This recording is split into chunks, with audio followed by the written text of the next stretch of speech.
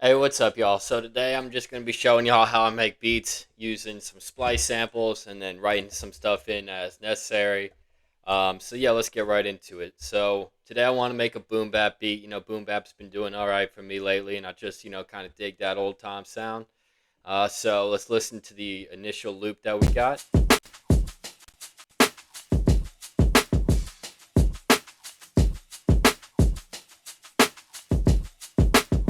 Yeah. Uh, See, it already kind of makes you want to start rhyming, start writing, so you can imagine how actual seasoned professional vocalists would feel about that. Um, you know, One thing that I've learned over almost a million plays now, like 8 years of producing and stuff like that, is nothing can really beat having a good ear. Like before I started really getting down and producing in 2017, I was a DJ for like 4 or 5 years, doing like frat parties, college parties, and stuff like that. And that kind of helps you learn what people want to hear, when they're out, and it just kind of helps you get a feel for what's popular and what you think is cool and what you want to play. So that always helps. Um, and so yeah, so with Splice, it's like relatively easy. I already got boom bap in there. So basically, I just want to go and get rid of drums since we already got those, and then it'll take a little while. My computer's a little old, and well, we'll be coming up on it soon here. All right, so basically,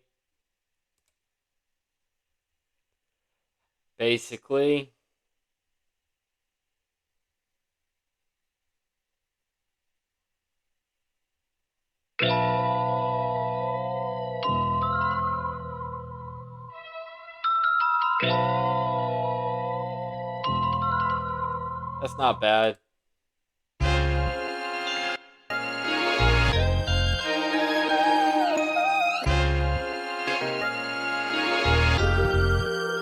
It's also not bad.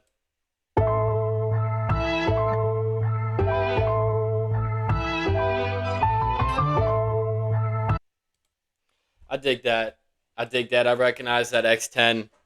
I haven't gotten any samples from them lately, but I think that that'll be a good little vibe to mess with right now. And so then we go bring that up.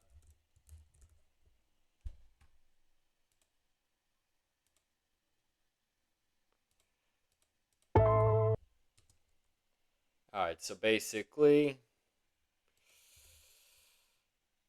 I like to keep. So you'll get into a flow of how you want things to be ordered and everything like that. Usually, I want my drum group sitting above my melodic tonal group. That's just what I've gotten used to over the years. And so then you drag it in.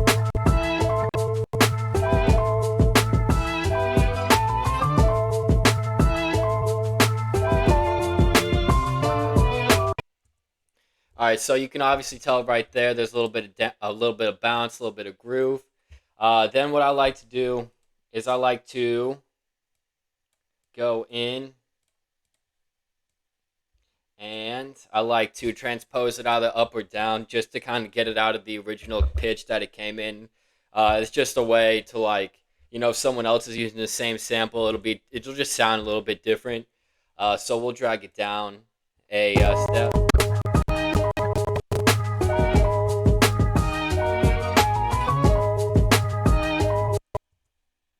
All right, and so yeah, basically, if you'll notice, it doesn't have any bass, right? So I'm thinking for this one, we'll get some electric bass going, right? So then I'll go back. Let's go find some electric bass. I think I'll stay within the boom bap side of things.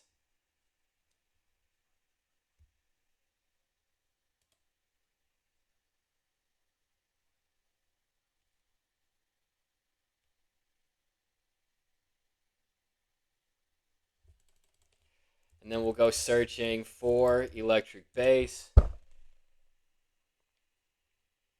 And then usually on the side over here, I keep some stuff going on the TV to just kind of like, keep yourself occupied, something to look at while you're trying to cook up. You're trying to get inspired and everything like that.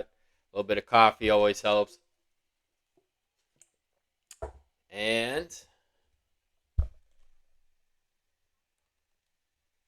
so yeah, basically, I don't want any loops because at this point, we've already got our main loop, right? So this is where like having experience with like music theory and stuff comes in really handy. Um, you need to to be able to write your own stuff. Like you don't want to be having to rely on to find. You don't want to have to rely on finding a needle in a haystack every time that you're looking for sample loops and stuff like that. So we already have the loop. The loop is pretty fire, right? So now we just want to be able to go in and write something underneath it that fits in with the general vibe of the loop and everything, right? So basically,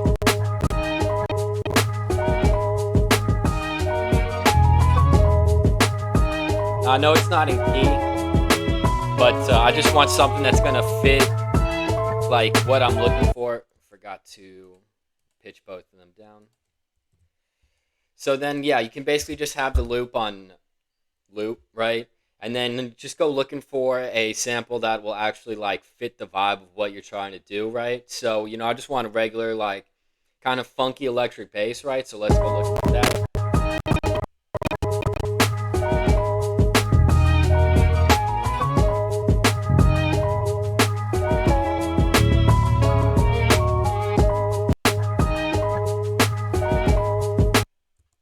All right, so normally for electric bass samples, you're gonna want something that's a little bit longer, like 2 seconds to maybe even 5 seconds, because it just kind of helps. Um, you don't have to stretch the sample and get it sounding all distorted and everything like that. So that one was electric bass one shot held. Okay, so I like that one. We'll go in electric bass one shot held, and I'm gonna right there. Okay, so perfect. All right, and so then basically what we want to do is now this is all I have presets going on. Um, Give me 1 second here.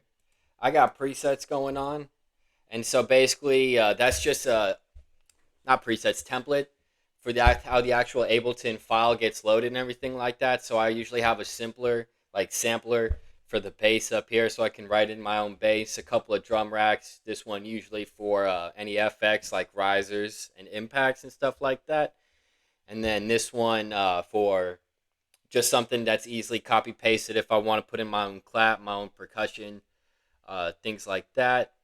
And then yeah, a couple audio tracks for the loops and everything like that, any acapellas, and then a send for a reverb. And then I used to use this just to kind of get a little bit of extra oomph, layered oomph on a sound, but I haven't used that in a while, so I usually just delete that. But yeah, and then I like to keep things organized, right? So let's go ahead and relabel this. So drum loop, drum loop. It's obviously not right.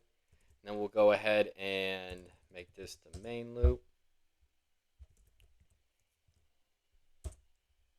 All right, and so now let's go ahead and record a little bass line.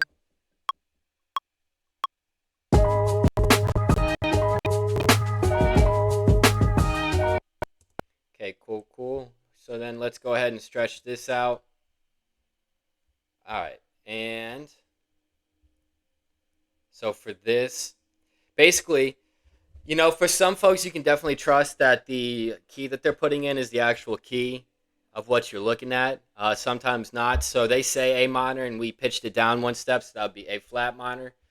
Um, and for this one, they said that the bass note was actually D. So you want to be able to pitch it down to a C so that when you're actually writing things in, it actually corresponds to the note that you're writing in. Because if when you leave it as a D note, if you put in an actual D here, it's going to pitch it up 2 steps. So you'll actually be writing in, this would be an E if we would have left it at the original D note. But now when we write in the D and we've pitched it down to an actual C, then the actual note coming out will be a D. And so they said A flat, right? Let's get that preview out of the way. So A flat, and then we'll just see how it sounds, see where things are at, right? And then see how we can write in a pretty funky little bass line, right?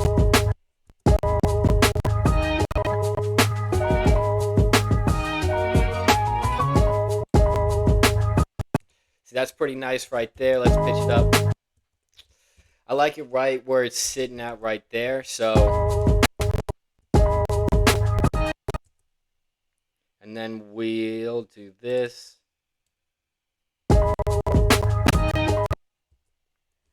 All right, so. All right, so then we'll just start doing stuff like that. And then we'll just copy and paste that out.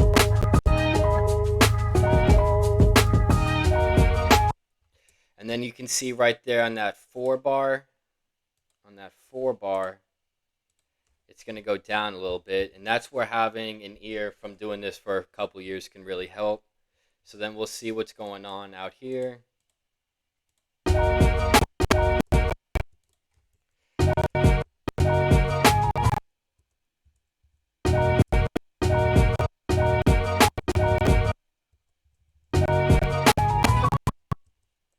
Okay, so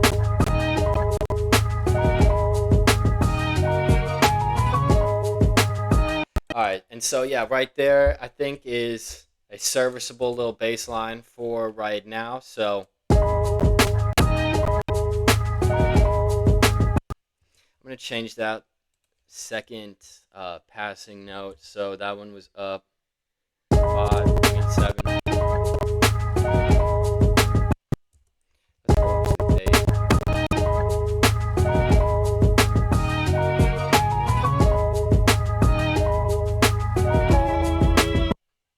And then as you'll see right there on the actual tail end of that loop, we got another root note that we're going to want to be hitting.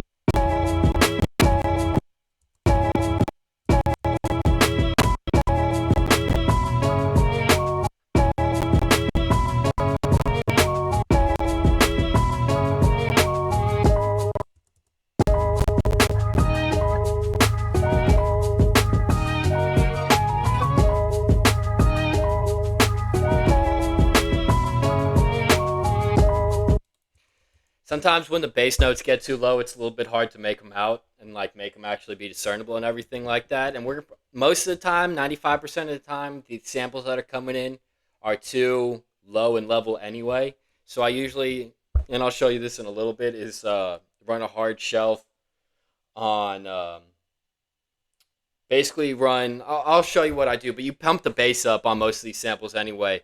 And I'm running a clipper on the master, just to make sure that nothing gets too far out of control in terms of levels and stuff. But yeah. I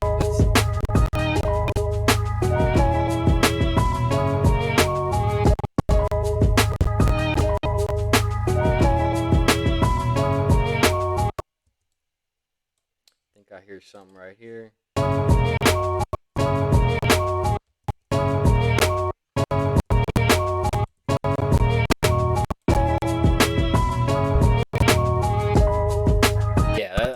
That's a fire little 4-bar loop right there for the bass. So then you'll go ahead, you'll copy that. We'll just get rid of it all so we don't have to change nothing on the back end. All right, and so now you'll want to actually build out, the song for the vocalist, right? Because that's what this is all about 9 times out of 10. So we'll just copy everything out and then take things out and move things around as needed, right? So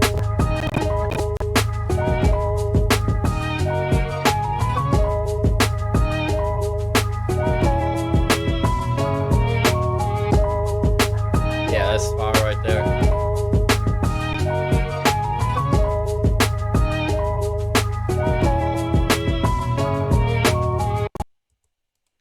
And then, so, I mean, I would rather keep the drum loop in. So then I guess we'll just yeah, we'll take that out right.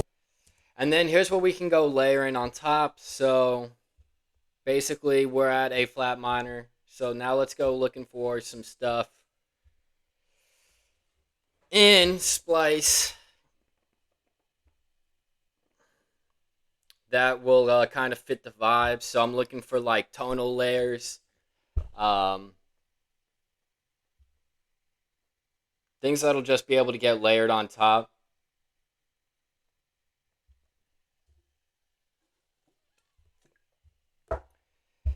And so we go A flat.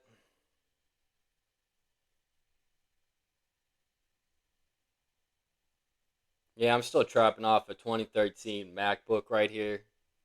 So it is a little bit slower. Definitely not ideal. It looks like we are definitely like they labeled this key correctly. So it looks like, at least that shouldn't be too much of a major problem. But then, sometimes, I don't know, folks either get lazy or they just don't know what key they're actually writing in. They'll label an A minor track as an A major and vice versa. So that's where actually like knowing music theory can come in key, because like you'll think it's an A minor and you'll start writing out a natural minor scale.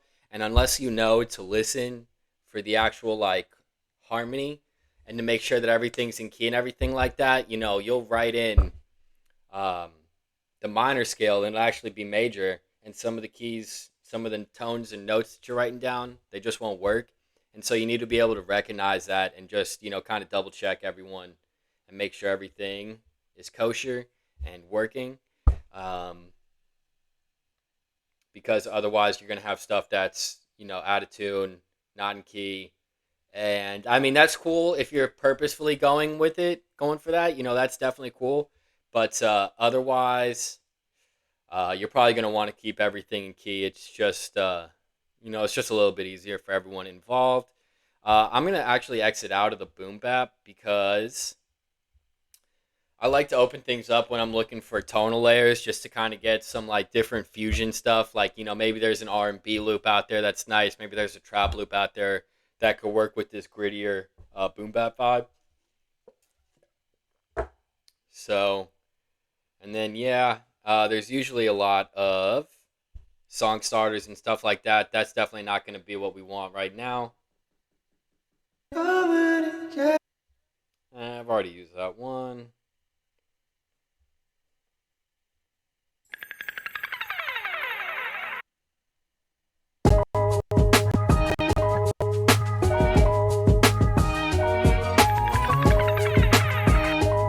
That's what I'm saying right there.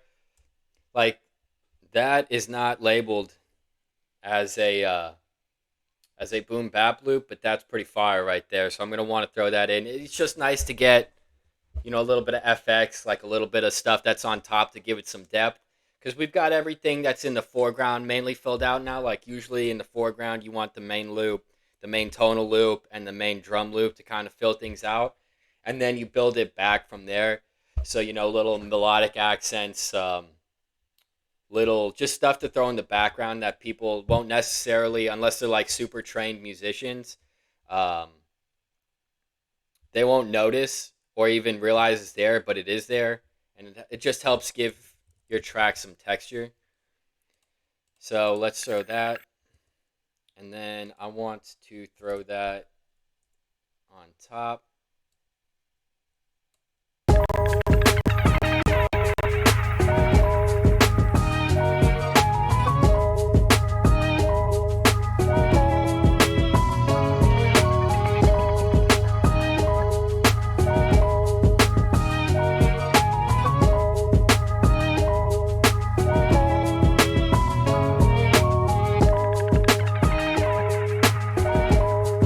It's a little bright, so I'm gonna want to drag that back a little bit.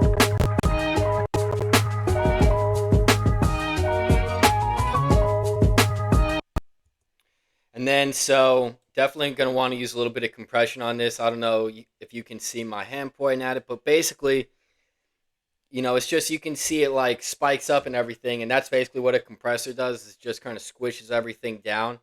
I mean, if you're making like a soul track, like an old school soul track or something like that, you can definitely go for some uncompressed mixes and sounds and everything like that. But I think for what we're doing right now, I'm gonna want to drag that back.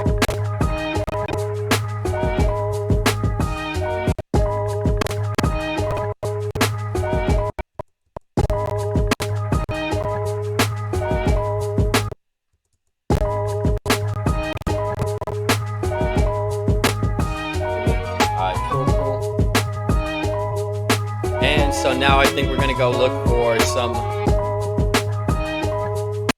I think for this one, there's an electric piano that I'm liking to use lately, so I think let's throw that in, and I think we'll just throw like a little lead on the top, right? So I just duplicate the bass simpler just so I can get it, and then we'll run it down this way, group all the tonal stuff together just so it's there. And yeah, you're gonna want to have some sounds that you like to go to that you can rely on. That like if you're looking to cook up, you can rely on them and think to myself, okay, this is like definitely the sound that I want to go for, and that is how I usually feel about that right there. I don't know, I just like that sound. So let's make sure that we have everything back in key. We'll go ahead and move that over there, delete all this stuff out. And now we can write sort of a backing little lead slash pad kind of vibe. Just something to give it a little bit of direction, a little bit of flair and difference to the different 16s and 32s. See, that's nice right there. It just kind of adds another little layer, and that's what I've learned over the years is like what differentiates like a basic producer from like a producer who's got a nice sound. Like a basic producer will just come in and they'll just have a few layers there, and it's like super. I don't want to say basic, but it's just not. It doesn't have that deep, rich texture that a lot of the more experienced producers will do, and that's another reason why I like trapping off Splice sometimes, because you'll see like some of these people have like 5, 6, 7 tonal layers. They'll have multiple guitars, a lead guitar, a rhythm guitar, chords from a piano, melodies, counter melodies, stuff like that, and you can like really just dig in and see how people are like producing and writing, and then you can use that, strip it back, write a whole beat around it, and arrange it, and then actually have it produced the way that you want. So that's just nice. It just adds that little layer, right? Because otherwise it sounds like this. And now you got, it's like that mysterious soul tone in there. And so this is where, like, knowing music theory, and I used to play the piano, a little bit of the guitar and everything like that. This is where just being able to write off the top of your head comes in handy, because now we'll just add in some stuff on top that will help this grow.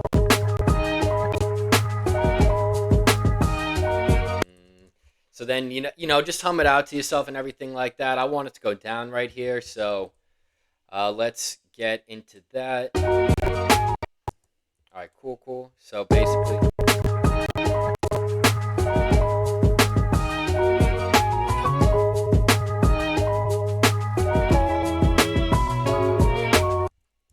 and then I want it to go down a little further than that right there, because it just sounds a little bit off. And then it's nice to have some stuff for passing. Okay,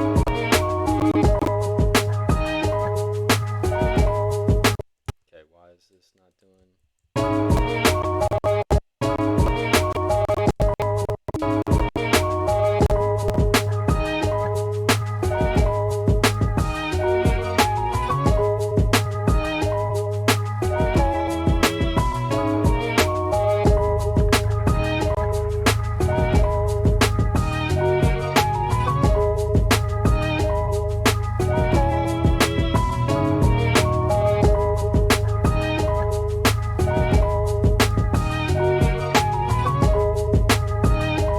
All right, cool. And then I think we've had the drums in for a solid amount of time. So You just want to add different textures and looks throughout the beat so that it's not all just one level and like one. It needs to have different levels, different vibes to it throughout. So I don't know if I want to necessarily bring the drums out entirely, but let's go ahead and bring a low pass filter and just run the low pass filter really low, and that'll just give a different texture. It'll keep the kick drum in, but it'll bring the percussion volume way down. It'll just bring the percussion volume way down.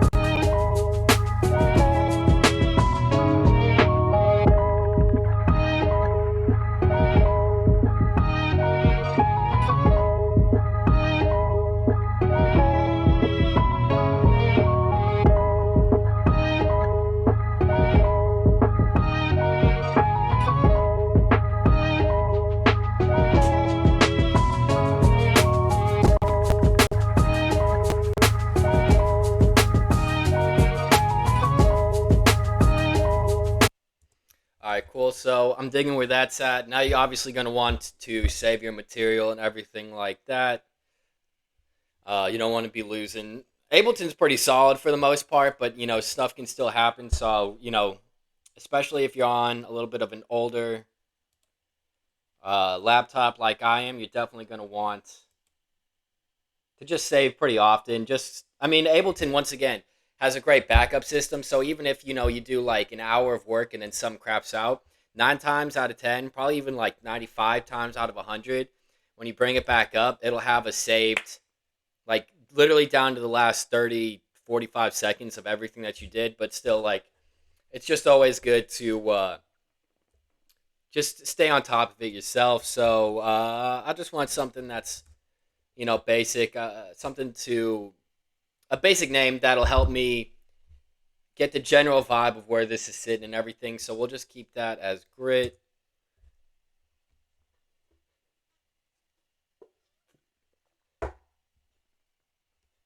And all right, cool. I'm also going to want to drag that back to the background because it is not something, like I said, it's for depth more than it is for anything else. And then let's go look for another loop to throw on top of there.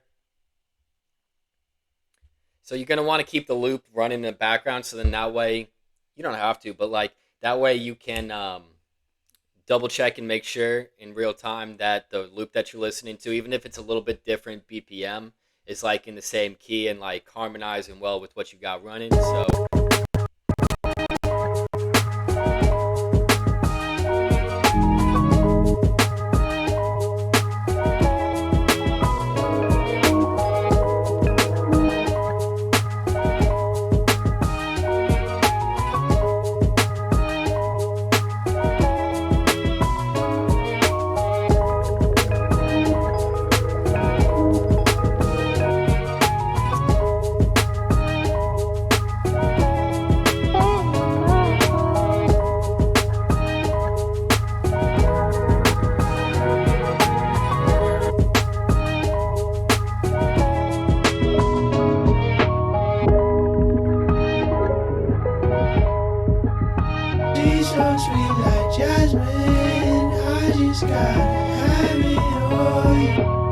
that's fire. I take that.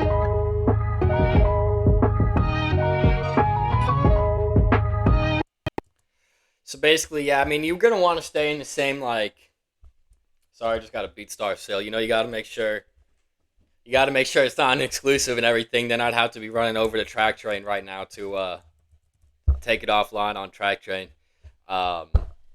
But yeah, you're going to want to make sure that everything's in the same kind of vibe. Just she's so sweet, like. Basically, that's one of the things you learn after time is like, you want to go for a specific type beat and everything, right? Like, I want this to be a more gritty, like East Coast, like freestyle type beat, maybe a little Griselda, like Benny the Butcher type beat, right? So, but you don't want to make it too generic, you want to have your own little flair and everything. So it's like walking that fine line. So yeah, let's go ahead and throw this in. And then we'll throw this in on the back end.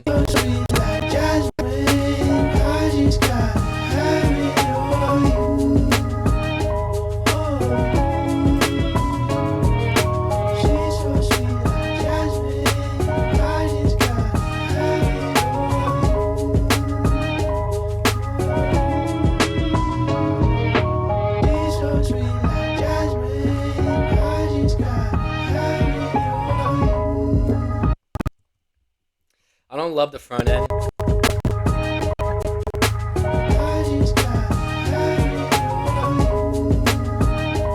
I don't love that.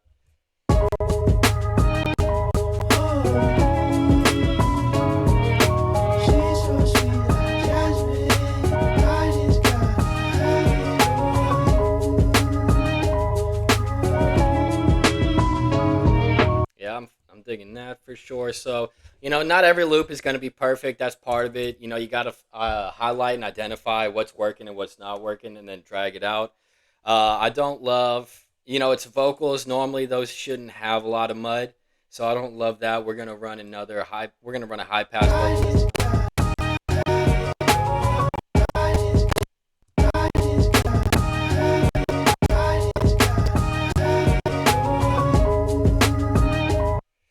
And then since I want this to be more of an accent, like not something that's like super vocal to the actual mix, but just like some texture, I'm going to bring another pretty hard compression. Not too hard, but I'm going to compress it down so that it doesn't stick out as much in the mix.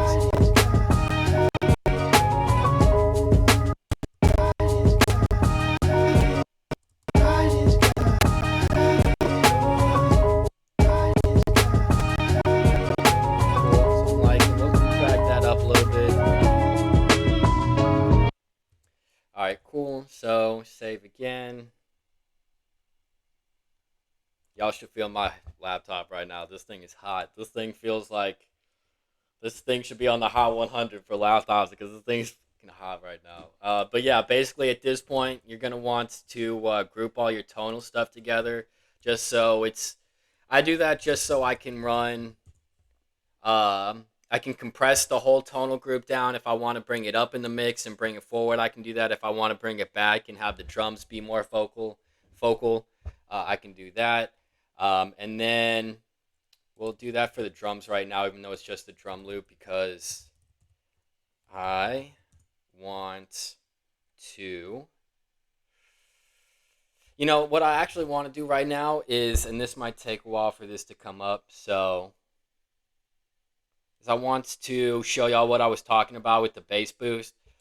Um, 9 times out of 10, from what I've realized pulling samples and stuff online, especially off of Splice, is that the bass and the kick drum just doesn't hit as hard as I ever want it to.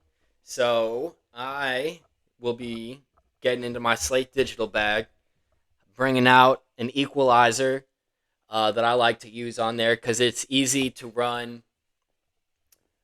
what is basically a high pass shelf, but I run it on the super low end. So I run it at 40, sometimes 35 hertz, and cut out a lot of the crazy sub stuff. And then basically you just crank it up and it makes the kick drum hit, it makes the bass kick out, and it makes everything just kind of stand out. So we'll wait for that to come up. I'm going to get rid of this right here because I don't need that. And then that's OBS. That's what I'd be running. That makes everything slow down like crazy. But yeah. And this is what happens with virtual mix racks. Some of these plugins will just absolutely eat up some of your computer CPU and everything like that, your processing power.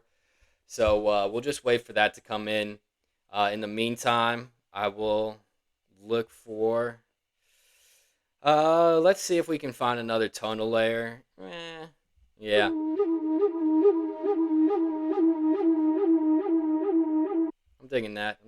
We'll get that for later.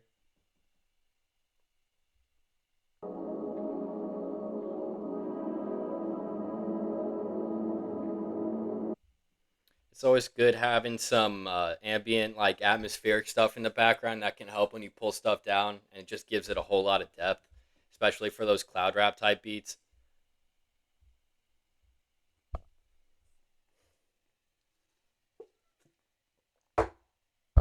Yeah, running Ableton already, and this is another thing you have to be conscientious of, and this is why, uh, this is something you have to be conscientious of, is running Ableton by itself is already a pretty CPU intensive process. And then, you start learning and getting into, you want to show people how you do things, running OBS on top of it is also like crazy intensive. So the two of them back to back are just like, I mean, it's just, I'm surprised this whole motherboard hasn't melted by now, to be honest with you. Um, but yeah.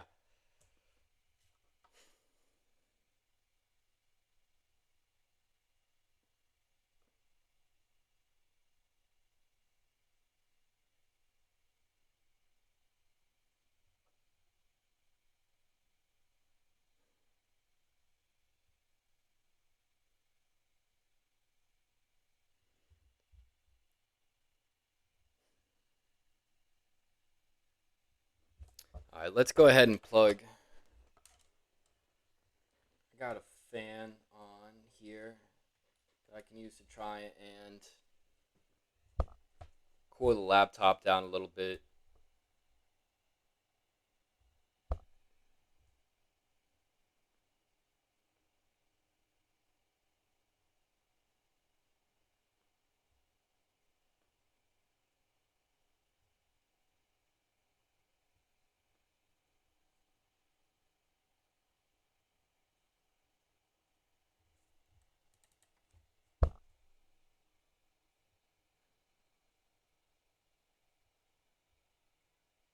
And this is why you gotta save frequently anyway, because sometimes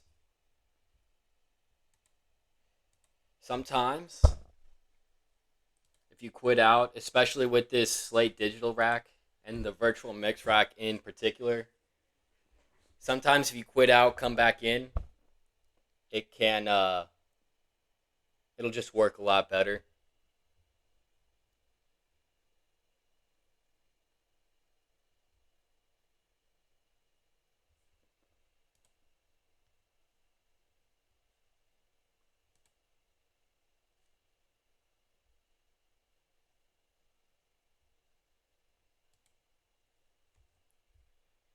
OBS is crazy work.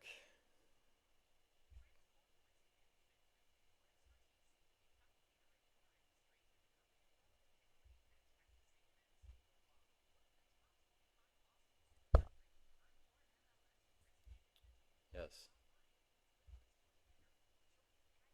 And see, that's what I was talking about earlier. They just asked if I'd like to recover my work.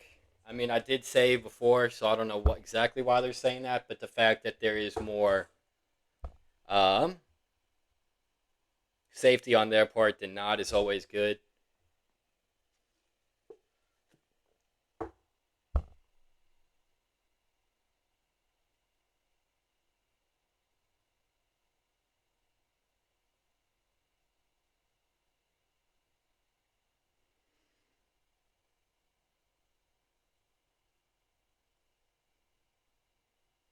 I'm gonna go make sure that the AC is turned down and everything too. Keeping a cool room can definitely help with computer performance.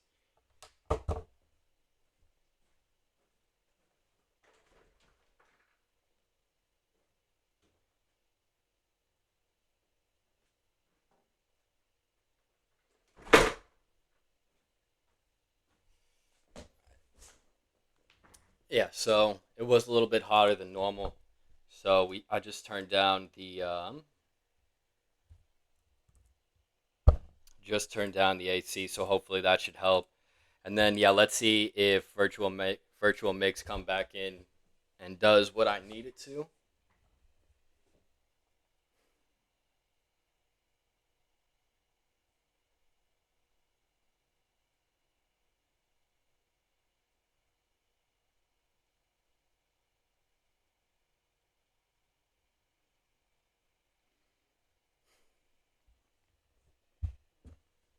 And yeah, so this is why it's really nice if you have a secondary monitor with like a Roku and YouTube or something like that, because then you can have something going. Like I like to have basketball or gaming going on in the background just so that you have something to vibe out to, maybe some music videos on mute.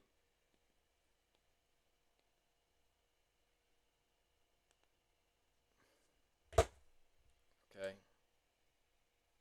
Yeah, here we go. Perfect. All right, cool.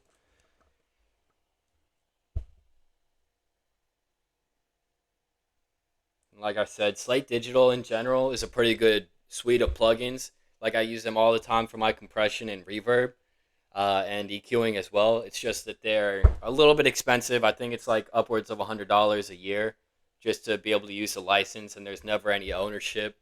It's just routine renewal of the license.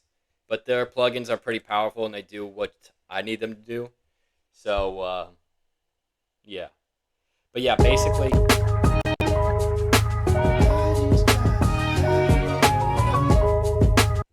So for hip hop and everything like that, people, vocalists, everybody loves when that kick drum hits, right? When it hits, it slaps you and everything like that. That's when you get more into the groove of the feel and everything like that. And that's what this Earth plugin kind of helps do. So basically, you can just generally bring the whole low end of the mix up, of the drum bus up, right? But if you want to really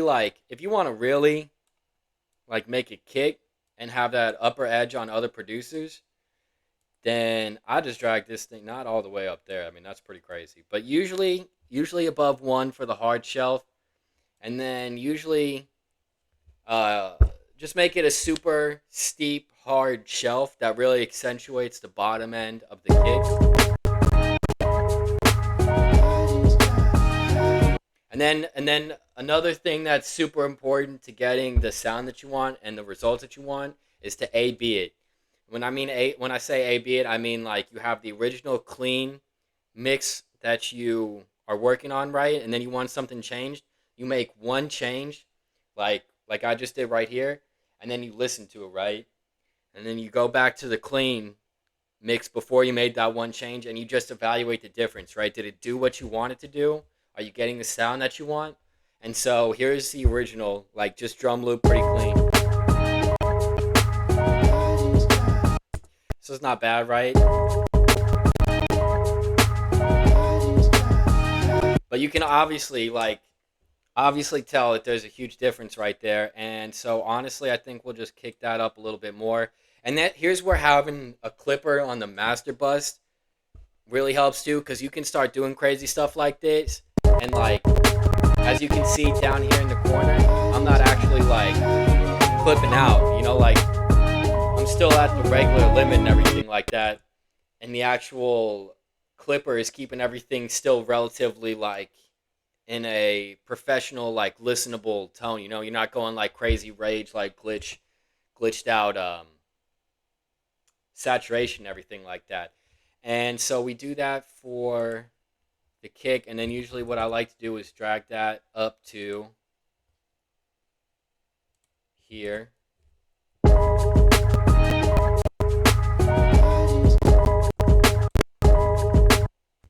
So I mean, as you can tell right there, just listen to the bass.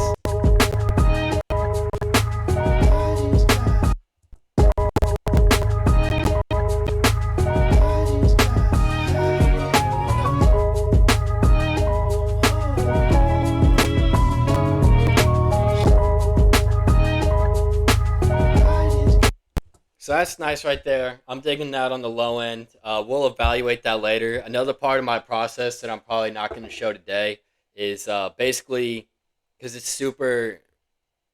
just takes a while, is you bounce the track out, right? And then you listen to it through multiple like output sources like headphones, Apple EarPods, or Apple headphones, through your phone speaker in the car, and then you just kind of see um, what's working across all those different sources, right? And so yeah, but that process takes a while, and it's just a lot to go to and fro back from, bouncing stuff out and then re-downloading it onto the phone and stuff like that.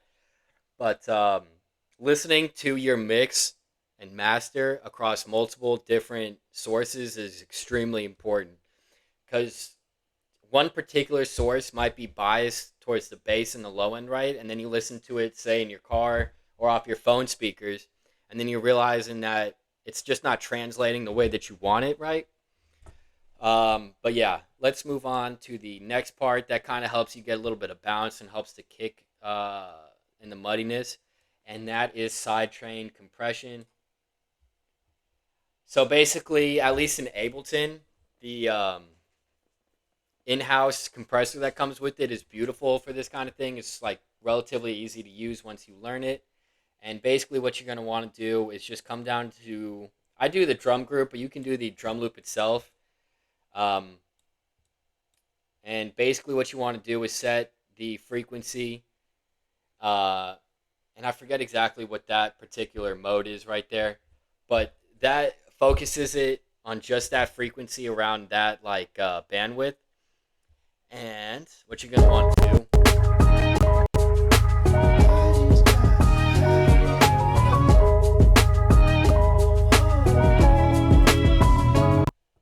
So that just helps when the kick drum hits, that will duck the bass out. And so normally in most mixes, like when both the kick drum hit and the electric bass hit or the 808 or whatever, and you've got them both like tuned up and everything like that, it can get a little bit muddy. It can get just a little bit dirty. And sometimes that's what you're looking for. Sometimes that's what you're not. In this case, I wanted to have a little bit of a cleaner vibe to it, right? So definitely not bad.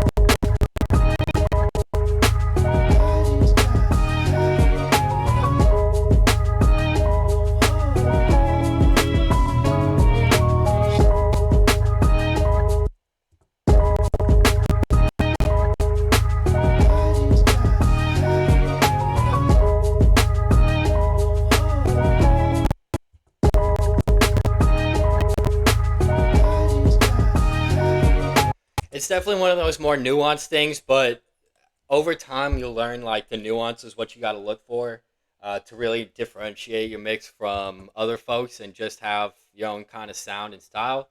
And then you can run that on both the bass percussion loop if we had one by now, which I'm about to add in right after this, and then also to the tonal group. And that will just help it cut through everything.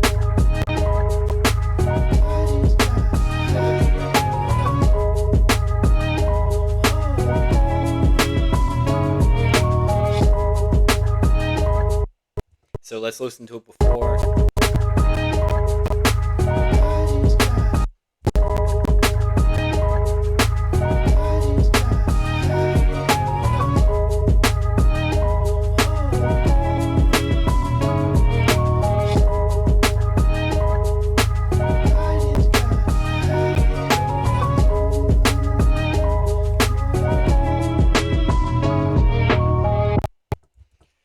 All right, so I'm liking where that's sitting right now.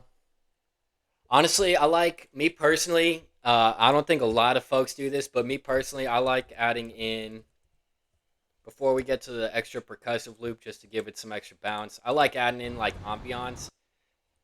Just it kind of gives the listener the extra vibe that they're like in a specific area, right? So for this one, for boom bap beats like gritty, I usually like doing like a city urban sound. You can hear the siren in the background, everything like that, and then you bring the level way down. I mean, you can keep it way up, but I like it to be something where they usually most of the time don't even realize it's there. Um,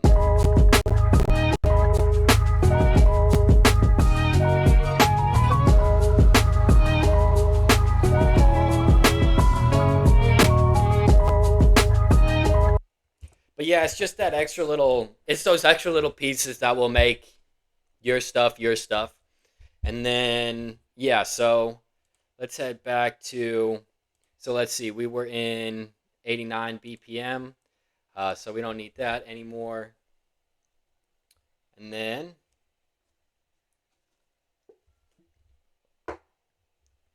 we will go find some percussion. And percussion, I'll never forget when I was listening to Santana talk, because they're obviously one of the greatest bands of all time. And Santana, one of the things that they was talking about that stood out to me was the fact that they were using unique percussion for the late 60s, early 70s. And that's something that helped them stand out from the crowd, because everyone had electric guitars around then. Everyone was shredding and stuff. But their unique use of like bongos and more like Latin percussion obviously just gave their sound like such a unique vibe. And so sometimes percussion can really help your mix stand out if you're using just like different stuff. Um, For this one, I think that we're just going to type in 80 to 100 and see what we get, because we're sitting at 89 ppm, so we can either tune stuff down and scale stuff down to 90 or scale stuff up.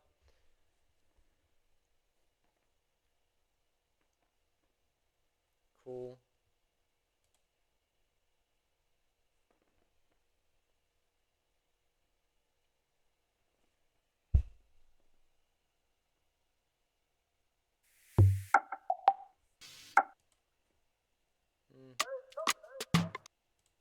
I would be interested to see how Afrobeat percussion fob sounds on this. So it's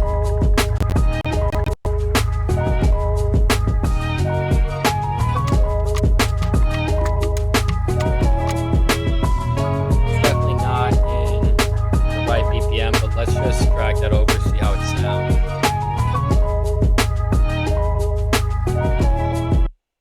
And that's one of the beautiful things about self-producing and stuff like this, is you can go ahead and take risks and just see if it pans out for you and see if it works in the mix or not.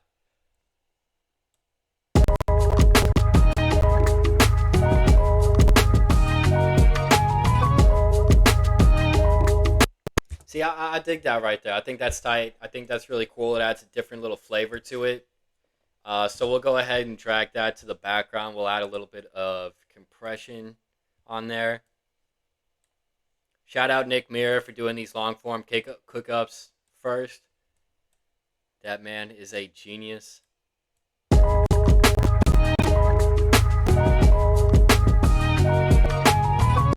And then I'm going to add this. I don't want this to come in right away. I think we'll do it like this.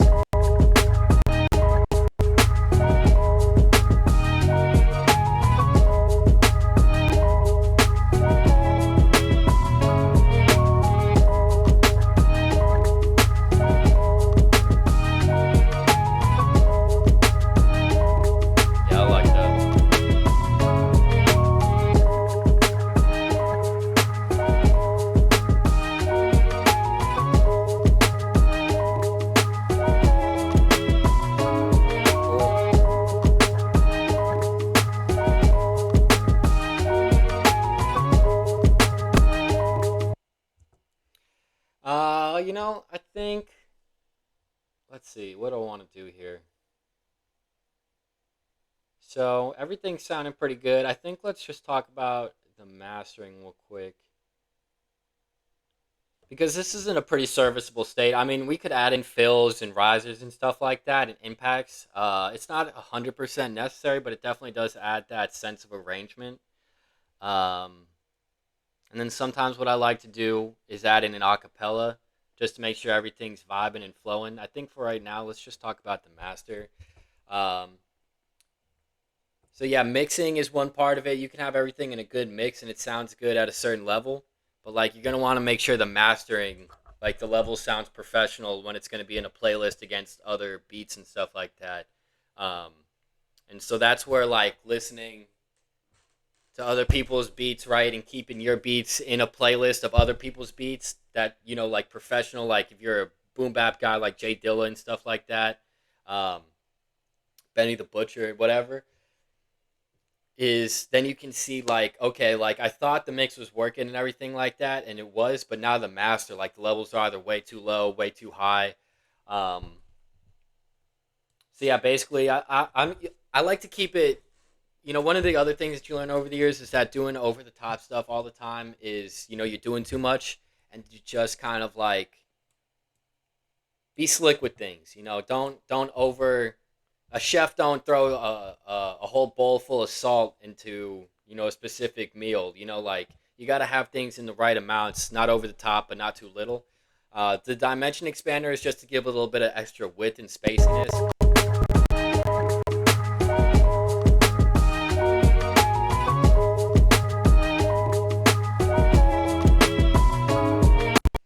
And then, so basically, I like to do a little bit of EQing as well. This is something I've seen across multiple videos, but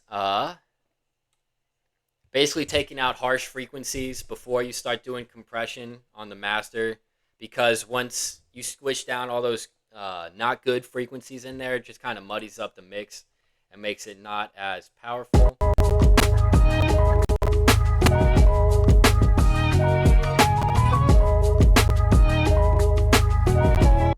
So yeah, basically TDR Nova is a free EQ that's super powerful. It does basically everything you could ever want it to do. And then you turn the bandwidth up all the way so it's like hyper focused on a specific frequency. And then you go band solo, and then you just kind of comb through the mix looking for stuff that stands out. Like that. I hate that. Like that I don't think that needs to be in there. And then like I said before, just kind of dragging it down, getting it out of there, not going overboard, and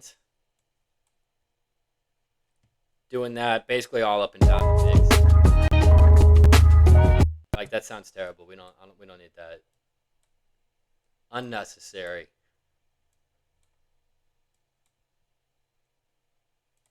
And yeah, basically this is all just part of how I've gotten to thousands of dollars sold this year. I think I'm coming up on like 4,200 sold.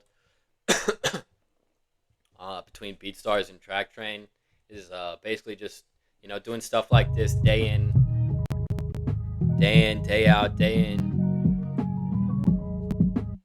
Don't like that, and it's not gonna be for everybody. Like that's something I learned from being a DJ. Like being a DJ is super cool and everything like that. Wasn't learned this after like literally 4 years. Just wasn't for me. Um,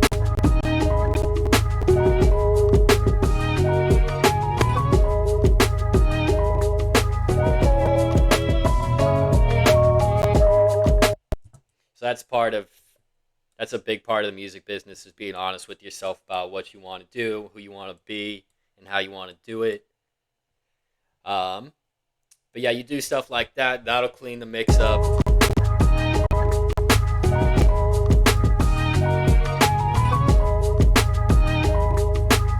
And then just kind of evaluating it, just sitting back, listening to it. Like I like where the bass is sitting. Like there's in my opinion, there's like three main contents to most beats, right? It's the bass, the drums, and the melodic or tonal elements, right?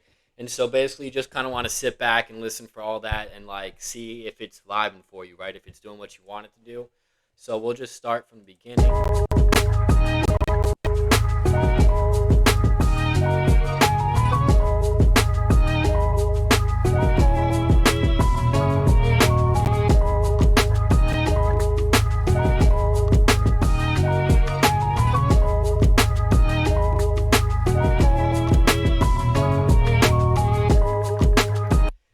I think one of the things I'm going to want to do right now is before the heavy bass stuff, because I want that to sit out even after the compression, is to go in and just compress the drums down a little bit. Usually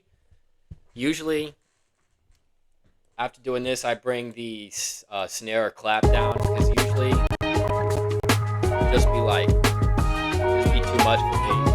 I like to just drag it down a little bit, so we'll do that.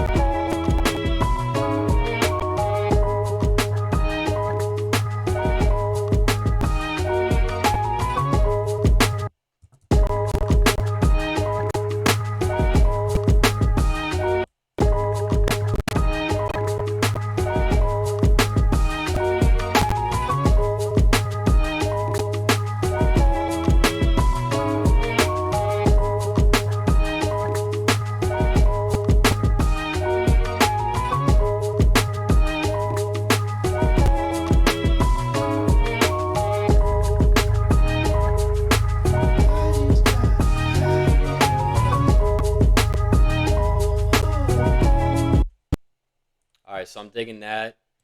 That's definitely tight. I would like to have a little bit more.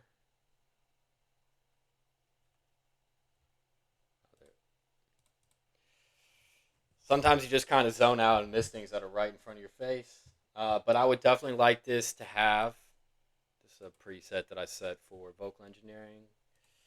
A little reverb on. It just sounds a little dry.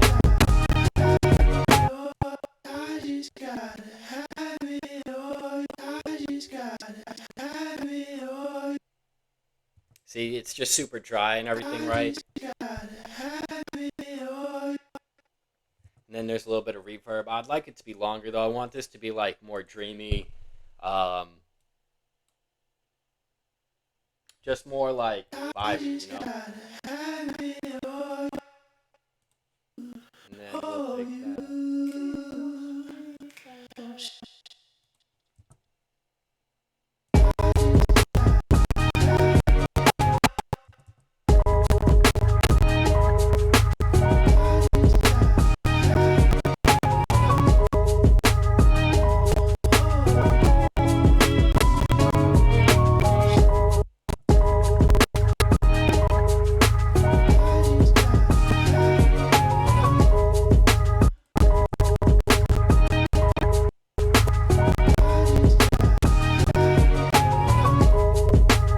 Yeah, so I'm digging that. That sounds pretty solid. And then we will also do that. I'll take that before the kick drum hits because I like the kick drum to come through all that spacey stuff at the end.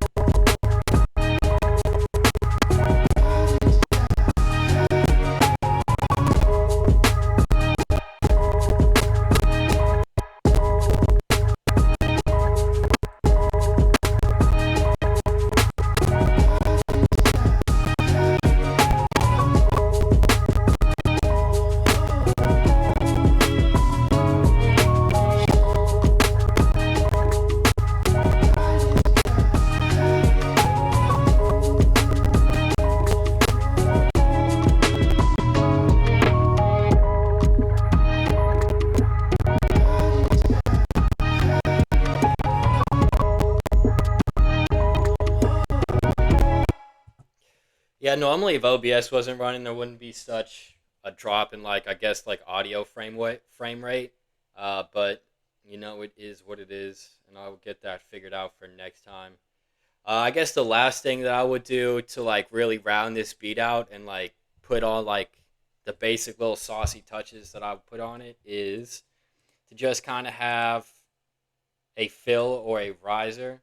Um, I'm trying to think if I want a fill or a riser. You know, we'll just go with the classic boom bap fill. So, you know, we'll just type in fill. And that just kind of helps the vocalist and the listener get a sense like, okay, this is the end of 16 or 32 bars. You know, like the verse is coming up or the chorus is coming up or another verse is coming up. You know what I'm saying? We're getting out of the intro. It just kind of helps for arrangement purposes and just to give a sense of like finality.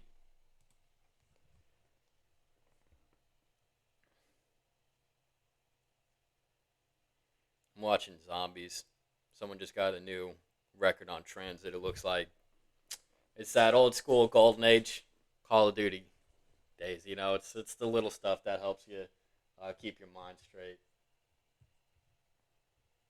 But yeah, so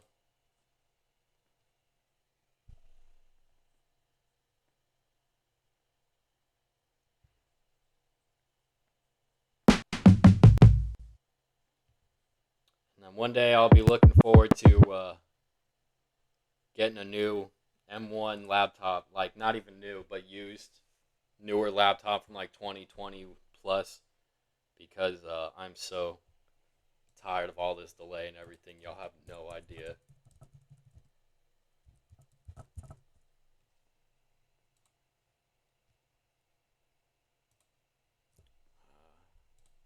Oh, it's Komorebi, yeah.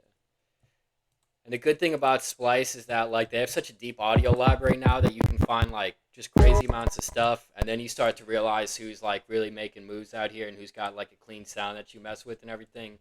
Komorebi is definitely one of those guys. Origin Sound. Shout out to all those guys that be making the samples. Like they just be powering through that.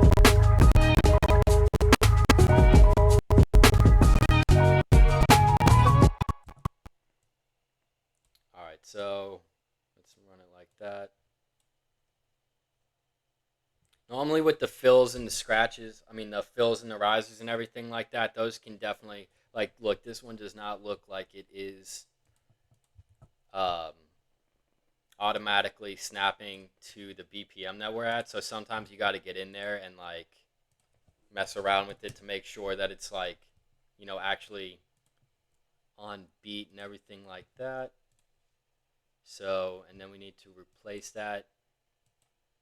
But yeah, Ableton also like I've made literally almost 10,000 bucks now off of just Ableton Live intro, like just using 16 tracks, 16 channels for instruments, drums, and stuff like that.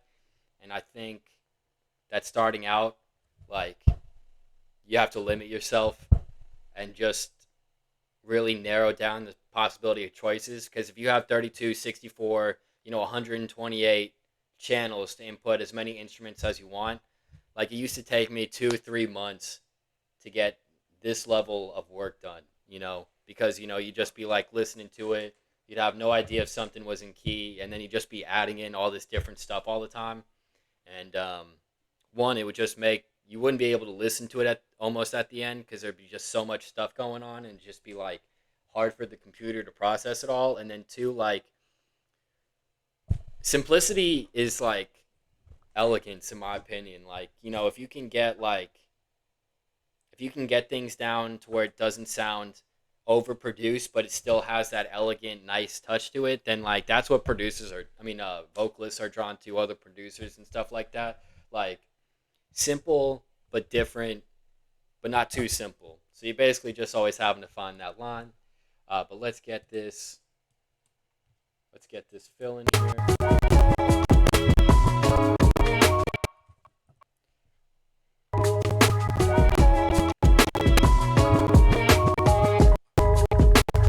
Right.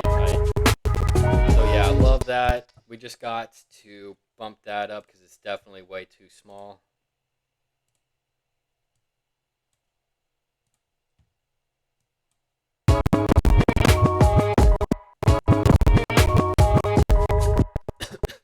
And then just for good measure, we'll just add in an impact just because the splash, I think, ups the dramatic element and like kind of makes it feel more cinematic.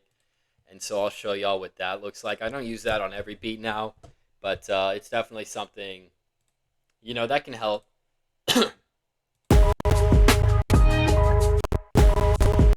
So yeah, just having that upper register hit can really, like I said, just up the storytelling aspect of it in lack of a better word.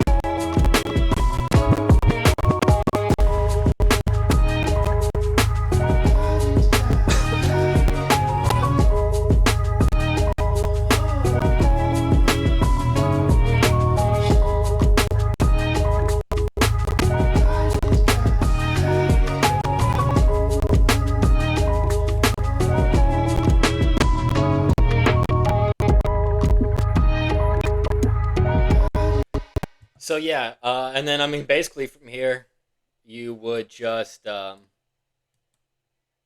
drag it out. Not drag it out to where it's like way too long, but you want to give them usually. I mean, with all the TikTokification and like brain rot and stuff that's going on, sometimes folks are only looking for a minute 30 to 2 minutes tops, even with the outro added on at the end. I've noticed for most like vocalists, like conscious rappers and like people that actually be like spitting bars and everything, they usually want 2, 3, 3.5 minutes with the outro. Um, and so yeah, usually that's about 64, maybe 96 if you're going like crazy with it. But yeah, usually around 64 bars is pretty solid. And then you kind of look at it in the arrangement sense. So like that one of the things that I've learned recently is that like, and that I realized back in acting, but haven't applied it as much to music yet. But I'm starting to. Is that like like people's time is super valuable. There some of them might be looking through like tens, hundreds, thousands of beats a day, looking for the right one at the right price. So no, you and this doesn't have to be for all the beats, but most of the time it's nice to catch them like right away. Like so, having the bass, the drums, the percussion, the loop and everything right at the beginning and not wasting their time by having some like 15-30 second intro, unless it's like something super cinematic that purposefully built um, to have like this dreamy slow burn to it. That's always cool. But like, basically just don't be wasting people's time. Like, get to the point, uh, and respect, you know, the vocalist time is basically something that I'm starting to try and implement more and more. But yeah, basically we'd be looking at like a little intro right here. So 8 bars. So somewhere they'll be like, yeah, all right, I like this beat. I'm gonna go in on this, right? And stuff like that, right? Where they can pull out.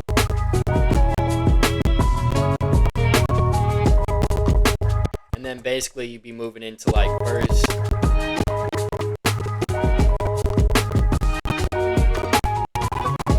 Like fill out 16, right? And then we go from 16 to maybe a chorus. Not necessarily always for a boom bap, but like, something just to switch it up.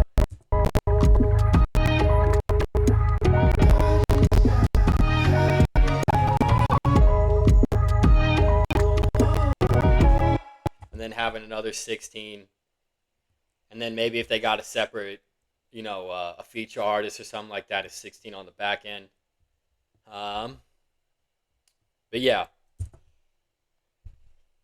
And then basically, that's basically about it, y'all, to be honest with you. You got the FX, the melody, that was part of the loop. Um, Drums, the bass is hidden.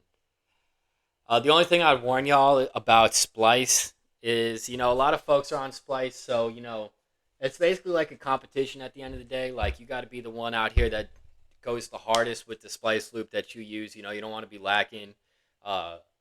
Especially if you're in the independent game and you're, like, really out here, like, checking the market out, like, you guaranteed are going to come across other people using Splice loops that you're interested in. And so you don't want to have someone else out there going harder with the same kind of loop that you're using and then be outshined by them. So that's one of the last things I would say about that. And then, yeah, like, this is like, to be able to boil it down to something like this takes like years of experience. So, you got to be out here grinding, like, if every day, if possible, like, basically be thinking about it like how NBA prospects, like athletes, be out there every day in the gym. Like, and you can tell when someone's not out there every day in the gym because they're going to get blown by, they're going to get dunked on, they're going to get trucked. So, I mean, if you're really serious about this and you're, like, really serious about success and, like, the cream rises to the top, then you got to be out here, like, every day, like, multiple hours a day. Not just on making beats, but marketing your beats, like, hitting up other folks on YouTube and everything like that.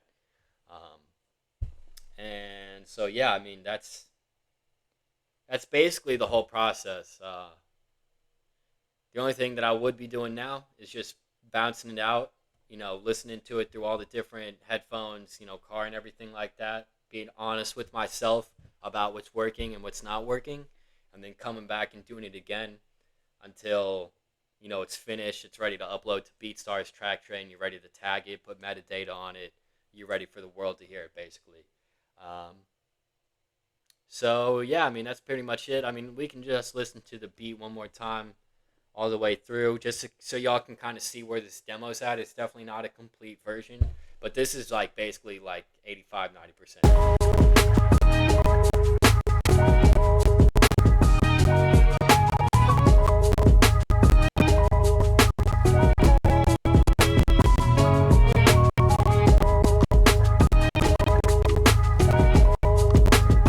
Like, I could definitely hear someone flowing on this for sure.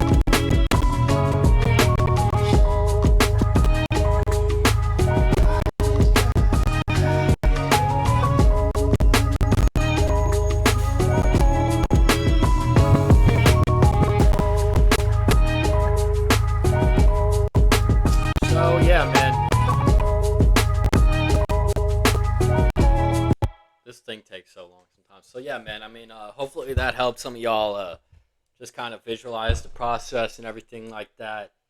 Um, you know, basically I'd just be adding like an 8-16 bar outro, probably not even 4 to 16, because you don't want it sitting too long at the end. But yeah, man. That's how I be making my beats for the most part. Um, and yeah, hopefully this helped y'all, man. Let me know if y'all have any questions or anything down in the comment. Let me know if y'all mess with this beat. Um, and yeah, if y'all got anything that y'all wanna let me know, just hit them comments up, man. So yeah, y'all have a nice day. Appreciate y'all. Flight launch out, man.